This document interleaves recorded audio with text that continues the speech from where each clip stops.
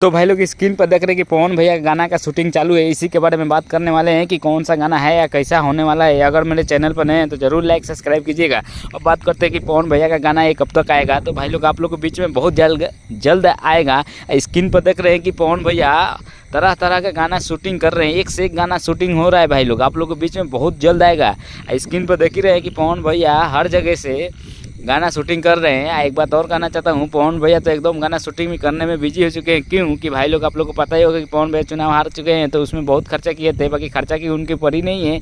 अपना जो ओरिजिनल काम है वो पवन भैया ओरिजिनल अपना काम कर रहे हैं। मेन तो काम है भैया का फिल्म का, सिंगिंग का, ये तो वो तो अपना काम कर रहे हैं। इतना बिजी है कि कुछ बताइए न, क्योंकि भाई लोग स्क्रीन पर देख रहे हैं कि तरह तरह का वीडियो है और तरह तरह का पवन भैया अपना गाना शूटिंग कर रहे हैं। आप लोग के बीच में बहुत जल्द आने वाला है। जैसे आएगा खबर हो आप लोग के बीच में मैं शेयर करूंगा। अगर मेरे चैनल पे आप लोग नए होंगे तो प्लीज़ यार लाइक सब्सक्राइब कर दीजिएगा पवन भैया के लिए। हम मिलते हैं अगले वीडियो में, तब तक के लिए गुड बाय।